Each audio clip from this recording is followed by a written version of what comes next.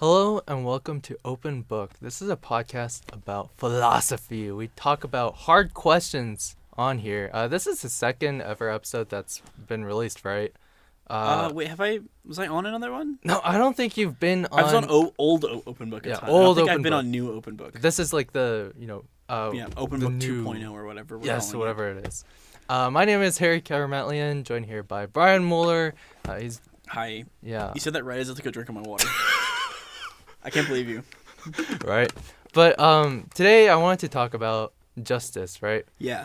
And there are many things to talk about with justice. There's political philosophy relevant to justice, and It's a very multifaceted topic. I'll agree with you on that one. but I don't want to ease in to this topic because you think about this a lot. Yes, I have a few very strong opinions, yes. exactly. You have strong opinions, so I want to just jump right in Yeah. and ask the main question for today, and we'll branch off from there. If it's what is justice, I don't have an answer for you. No, that's too broad. High level, yeah. Yeah. My question is, so it's like a scenario, right? Oh, God. Hypothetical scenario. Okay, a thought experiment, a hypothetical. Yes. I love thought experiments. What So, you do. would everything you do, even like what we would call a crime, be justified if everyone loved you? Absolutely not. Why? Because what people think of you does not necessarily, like, someone else's opinion of you does not make your actions acceptable. Like, the way I look at it, this is just going to come back to what is justice. We'll get to that in a minute. My idea of justice is heavily tied into, this is one of the most American things about me. Murder. No. Oh. One of the most American things about me, it's heavily tied into, like, the rights of the individual. And like your right to like exist, and someone else's autonomy being just as important as yours, right? And I understand that's hard to like grapple with, especially because humans can be so self-centered, and particularly here in America, we're so individualistic, right? Capitalism. In America, like capitalist countries generally, in America even more so, Yeah. right, tend to be more individualistic, and I think sort of the central premise of your question relies on any action. Like I'm going to say it sort of in my words. Any action try to think of the right words for this. Any action I undertake is justified with enough public support. Would you say that? Yeah. Is that close, at least close to the question you're asking? I mean, enough public support is like. Or would you say everyone's support? Everyone. Every single person. Every single person. Even lawmakers, even whatever. judges, president. Everyone. Every single person on Earth magically agrees that you should just be able to do whatever you want. Yes. I would say that's not justice, because doing whatever you want includes violating the autonomy of others, right? And the ability of others to live their life, and the ability of others to live their life, unimpeded by things like death. But what if, so in this situation, everyone loves you, right? Yeah. So let's say you're gonna go out and murder someone, right? Right. You decide you're bored and you want to go kill someone on Pennsylvania Avenue. And the victim, is another person who is obsessed with you. Yeah. They just would adores you. They would be so happy. It would be their Yeah. It's like their goal is to die for you, essentially. Exactly. I think for an individual person, that still stretches my willingness to say, okay, that's justified. I think on a national scale, we're having a different conversation. But if you're saying, like, yeah, you, an individual, have carte blanche to murder people, even if the person you're murdering is super down for it, they're like, oh yeah, murder me. I cannot say that would be justifiable. I think it just comes down to, no matter what I'm going to use a phrase out of the Constitution, you have certain inalienable rights. Those can never be gotten rid of. You can't even willingly give them up, right? Or in America you can, but that's because we're psychos here, and you can like sell your soul or whatever. But not you literally, your soul, but you can also do things that resemble it, Yeah. right? But I think I believe genuinely on a level that every person has things about them and is born with inherent qualities that make harming them or killing them an extreme measure that should only be undertaken in a dire circumstance, right? Generally, my philosophy on that is to warrant. I'm trying to find the right words, not saying in the very crude manner I usually say it. To warrant, you know what? Here's what I'm gonna say. Essentially, do unto others as would be done unto you, right? In my opinion, if you kill someone, then you have given up your protections against being killed, essentially.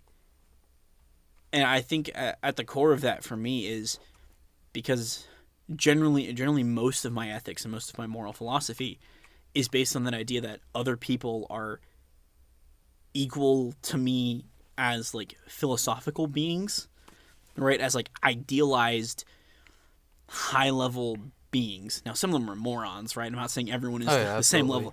There are people that are way stupider than me, people who are much more intelligent than me. I'm not saying it like that, but I'm saying at a base level we all pass the bar as people, right?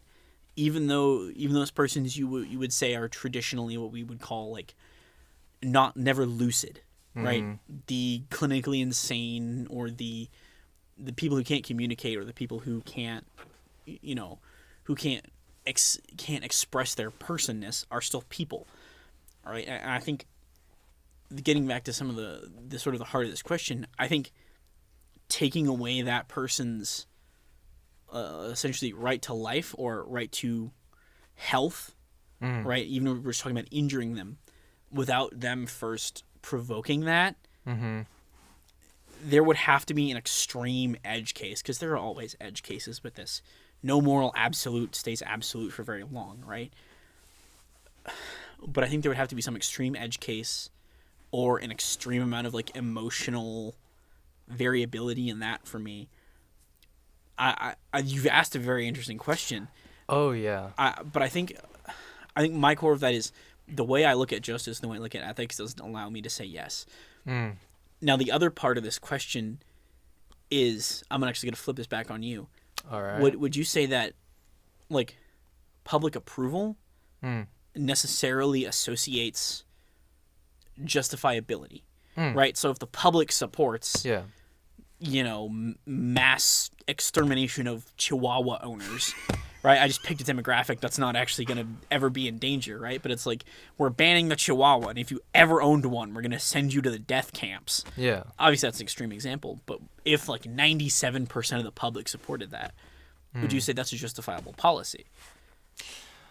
I would not necessarily agree, because I'm there with you about have everyone has certain unalienable rights. Yep. That's inalienable, I believe. It's weird. It's Old English. Alienable. In and un are like used interchangeably. Yeah. At that point in English. We use the term alien for other things now, anyways. But at the same time, when it comes to the scenario I gave, it just means that, like, let's say if it's 97% of the population that, I just supports that whatever out. they do. If you want to change it, be my guest. Or no, it's not 100%, right? If it means that it's not 100%, it's not absolute. Yeah. Right? But if it is 100%, including new babies that are born and, they grow up. They pop out of the womb thinking, I love that guy. Yes. I hate Chihuahua owners. I think that changes what justice is, right? Because it's absolute. It's absolute. Nothing can change the fact that everyone will always love you and be obsessed with whatever you do, whatever you decide to do. But I think at some point that doesn't matter, because it's about the mindset, right? If it's like, let's say 97% of the population supports what you do, right? 3% who doesn't. Exactly. That means it's not absolute, and what you do can be considered as unjust. But I think the core of what you're arguing here is that public approval does associate with justice. And yeah, your bar is really, really, really high. It's literally it's a bar that will never, ever be achieved. But I think just putting that on the table is not something I'm comfortable with. And part of that is the history major in me, where we see things like, oh yeah, 60% of the public is in favor of this, of turning on the torture matrix, right? Oh, when it comes to history, a lot of it is dictated by religion. Oh, and That's not where I was going. But oh, I was going more but like no, the, like I the meant 20th like in the century past. fascism thing. Yeah. Yeah, but Well, even like Nazis, right? Back then. nope, not religious. Well, Italian ones, yeah, but German ones, no. Spanish ones, I yes. swear I remember something about. They were friends with the Catholic Church, but that's because the Catholic Church was in Switzerland. And they were friends with the Swiss because the Swiss were cool taking gold extracted from the teeth of Jews. But wasn't there like motive to exterminate Jewish people? Yeah, but that was more based of a, off of that was a religion. race thing. It's not religion, Well, Judaism's both. I guess. Okay, we've entered a very weird area. Yeah, it's kind of like a because- gray zone. No, we've entered I think actually a very interesting area, because where we're at, I'm gonna kind of link it here because the thing but- you Before you get into that, real quick, I just wanted to make note of this. fun movement I did. Make note of this, but this is a philosophy podcast, not about religion, science, history, all of these. This is mainly about philosophy and things that we say have to do with philosophy. There are opinions as well. Yeah, Right. I mean, I don't think I'm going to be pitching any scorchers today. a lot of things are based off of philosophy. Even Absolutely. If you Well, like, everything don't you think so. mentioned in that little monologue has a degree of philosophy to it, even if you don't think about it. Like looking into some of the topics for one of my classes, we were doing we're talking about we didn't get into the context of the class, but essentially a lot of the studies I was running into was philosophy as like experimentation methods for hard science. It was like sort of like trying to use the right word. Metaphysical is probably No, but it's like the metaphysics of like research papers. And it's weirdly interesting. It's like some dude or it's the epistemology of research papers is actually what it is. It's like a biologist who took philosophy 103 in college. Just being like, this experimentation method's really dumb, but it's got a bunch of good use cases, so I'm just going to keep using it. Right? But no, I think we've been a little sidetracked. I think that was actually a good little sidetrack there. No, I just wanted to make that disclaimer. But I'm going to try and link sort of our first discussion, because I'm putting sort of approval and sort of, I'm going to say public approval. It's not necessarily what I'm talking about, but like public approval being necessarily tied to justice. I don't even want to open the door, even if we say the bar is so unbelievably high. I think humanity has showed that its ability to lower the bar is truly remarkable. Especially in this day and age too. And I think just putting that on the table is going to lead to things that would be regrettable, to put it very lightly. Right? And I'm not saying we're going to full on World War IV or whatever, right? Debatably we're on World War V already, but that's we'll have that conversation after. Counting world wars gets weird, but I think in a real world setting, I think 100% approval is realistically impossible. Yeah, absolutely. But I think something as high as 90%, we've seen that for policies in the United States. We've seen ridiculously popular policy that thankfully has mostly been good. Stuff like the New Deal was like an 86% approval rating by the end of it. But what if that piece of policy is like horrific? It's awful. I think we're seeing a little microcosm of that. Oh yeah, in the world we live in today. Absolutely. But the philosophically interesting to this point to me that I want to move on to is what I'm trying to find the right way to pivot to this. Sorry, I'm going to be doing this a lot where I sort of just look in the distance and think about words for a minute. But no, we sort of got into this bag like earlier, but I'm trying to like get us to like the dynamics of like social groups, right? I don't know if we want to go there necessarily. And it's okay if we don't want to go there, because that's like a weird, very specific topic I'm uniquely interested in. I mean, we can we can dive into more about like what I mean, justice could be, like considering. that's kind of where I'm trying to go. Yeah. Because I don't mean social groups in like white people. I mean like Yeah. social groups as in like humans, Mm. right? Because I think a big chunk of my understanding of this is based, admittedly, this is gonna sound kind of bad because this is kind of cringe, on like Lockean social contract theory. I don't know. Do you know what that is? No. This idea. dude named John Locke. He wrote Oh. a couple pamphlets. Yeah. You probably read them in U.S. high school, or you heard about them in U.S. high school. Some of them are more influential than I others. literally take philosophy right now, and Yeah, you've probably talked about John Locke a little lot. bit. Yeah, and he doesn't invent the social contract, Yeah. but he's a big proponent of the social contract, and you see it a lot in his works. Mm-hmm. Essentially, being at some point, humanity, even if you don't acknowledge it today, is giving up a degree of like freedom for a degree of security. Mm-hmm. So you're giving up things like the ability to murder for the guarantee you won't be murdered. Now, obviously, that's a very extreme example, Yeah. but the foundation of that is based on things like, they didn't call it human rights, but human rights, essentially, that people have a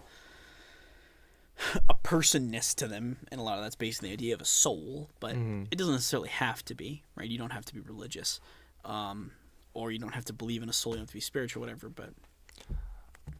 You mentioned human rights. I want to like dive into Okay. who or what determines like what those human rights are, right?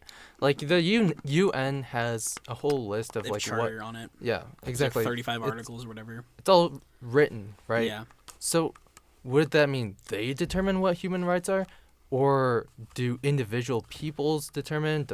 Is it the law? Is it? It's a very, very interesting question. Or is it 'Cause the public? I think like to we a degree discussed? it's a little different for every person.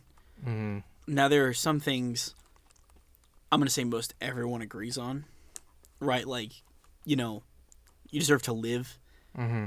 right? We shouldn't just be like, oh yeah, that guy is, useless or whatever, let's just kill him, right? That dude, this hypothetical human I'm talking about, has a right to life. Yeah. You asked a very interesting question. You asked like a fairly difficult question there.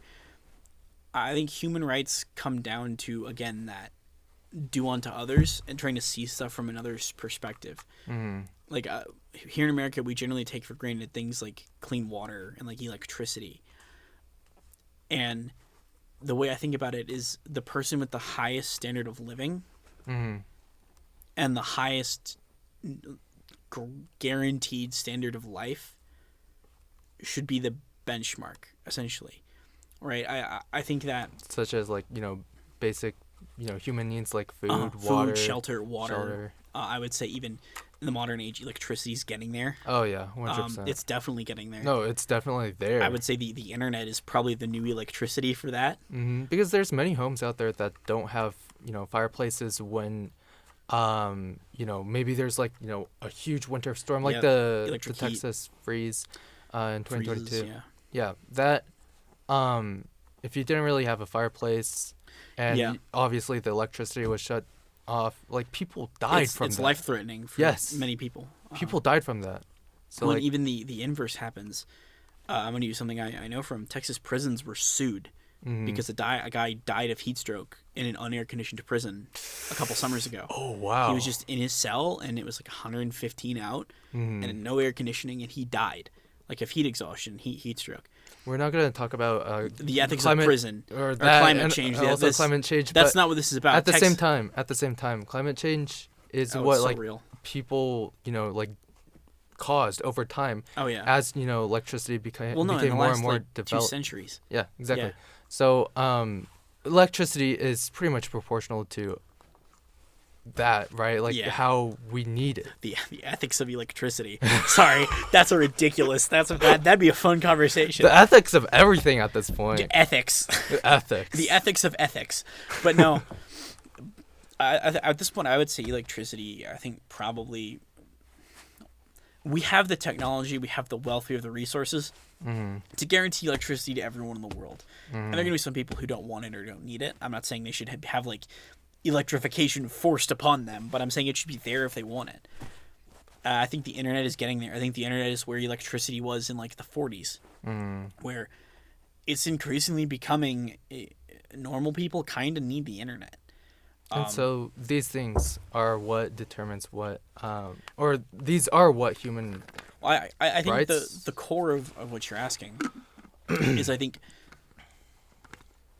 in life I try to take, if there's inequality, my solution is to elevate, right? Is not to say, oh yeah, we have it bad, those guys should have it just as bad as us. It should be, those guys have it good, we should have it just as good as them. Right? And that's a very small distinction, but it makes a big difference. And I think I think it's like equality versus equity. Equity, exactly. Yes. Yeah, Right. I've seen like many diagrams of this too. the people with the boxes, Yes, yeah, yes. the boxes in the fence, and one dude's tall and can see over the fence by himself. One dude's a little short and needs one box, and one guy's really short and needs two boxes.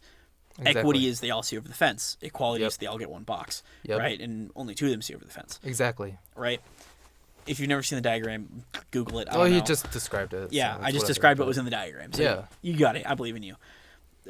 But I think that taking that and then looking at what can we as a species, sorry, the way I said it was stupid. As a species, what can we as a people, how high can we boost the standard of living if we sort of take our resources and focus on elevating people's lives? And I think that is sort of the degree of human rights and how they've evolved over time.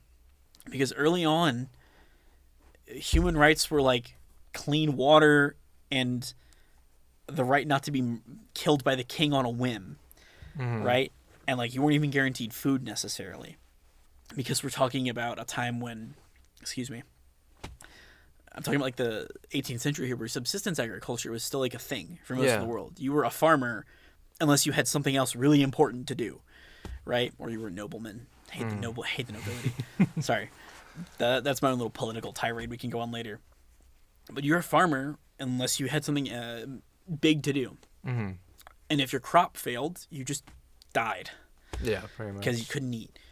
And then we see stuff like industrialized farming and industrialized food production, and suddenly food is a human right now. Admittedly, for the early bit, it's not great food. It's not great. It's like hard bread and salt pork, and it's like, you'll live. School food. Yeah, American school food. Great example of like the base level of human rights food. It's like, it's calories, you'll live. Yeah, that's not necessarily what you would want. To be fair, my high school's mozzarella sticks were kind of gas, though. Oh, same here, Yeah. same here. I mean, I went to a rich high school anyways. I did too, though. That's the thing. That's another Rich high conver- schools. Rich high schools, baby. But you don't want in the sissy ditty liberal blue state Washington where they like super liberal. where they like love their children and other stupid stuff like that. Their children are stupid. Here in Texas, it's sink or swim. We put barbed wire in the elementary schools. Push them off the nest. And just say fly. Fly, little birdie. I threw my son off the roof. Boys. Okay, Oh, now man. that's obviously a caricature. That's another discussion. Yeah. That's what I was talking about. Sorry, that's what I was talking about. But I think as we see the standard of living rise, we see these things being brought up to be, okay, we have the resources, we have the tools, we have the technology to guarantee this for everyone. Why can't we? And I think today that standard is still far too low for a lot of the world.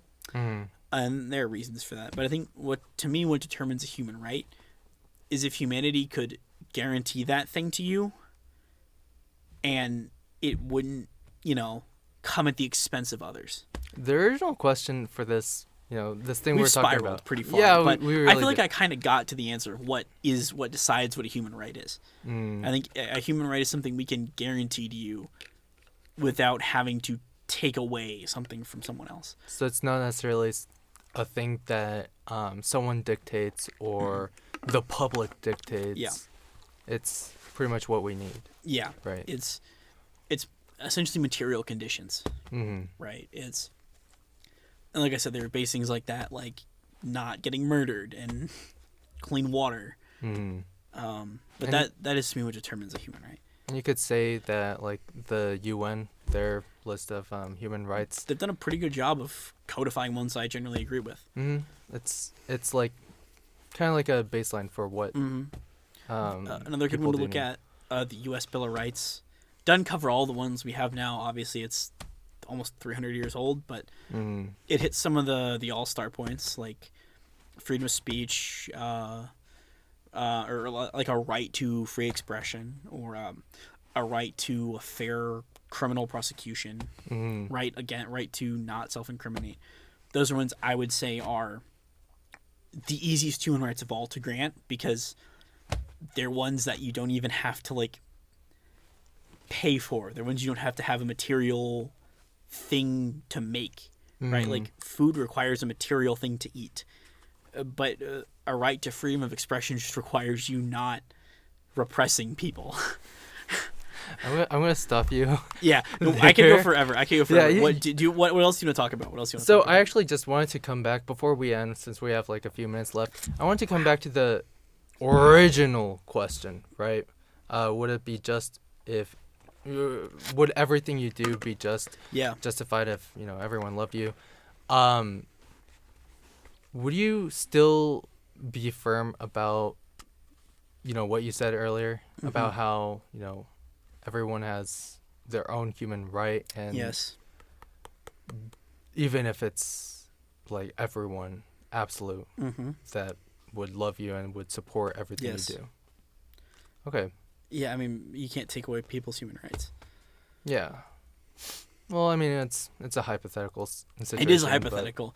It's a hypothetical world in which babies are born with like a Pavlovian conditioning to love someone. Yeah, exactly. So like our standards could be different. Oh yeah. Right? Well, I think any alternate reality like that is surprise. Like little things weirdly change. Like maybe their human right could be to be able to love this one person. You have a right to love this dude. Yeah. You have a right to be a subject in the empire or whatever. Exactly. And everyone would, be down for it. Yeah, I don't know, make cool hand signs or whatever. So, before we end, I just want to throw in my opinion on it. Yes, do that. I think it would be just. And I know this is like a crazy, it's a ridiculous hypothetical, but I kind of get where you're coming from. But at the same time, it's a ridiculous world that they live in, right? And so, like I said, their standards are different. So, who am I to say, what is just or unjust for that world? You got any thoughts on that? My hang up with that is if they're still people and they're still autonomous beings and they still have thoughts and they still have feelings, then yeah, their standard of rights is different, but mine's not. I still see them the same way. I guess I just tend to like put myself into. Well, no, if you're a citizen in that hypothetical, it gets different because then you have your own weird perspective. Yeah, you have like this weird that's what I'm perspective. Saying. But looking at it from an outside observer, then that's where my perspective is sort of coming from. Here is, as an outside observer, I would say that's not justified. A person in the universe would go, obviously it's justified. That guy's God or whatever, right? And maybe the same could be said about our world and some of our human rights, but that's just like food for thought. That's just food for thought. Oh, that's just food for thought. That's just food for thought. Leave them on that. Yeah, they could just start wondering about that in their like Harry, showers and. Someone in our comments is gonna be like, you know what?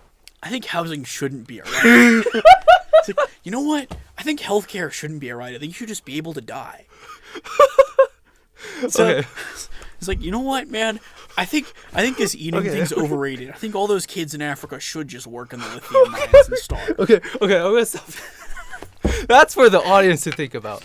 But no, that was the second ever episode of Open Book 2.0. Thanks for listening. This is not a religious or political or we didn't even get that religious, historical or scientific podcast. This is just scientific. This is just philosophy. Well, philosophy is a science.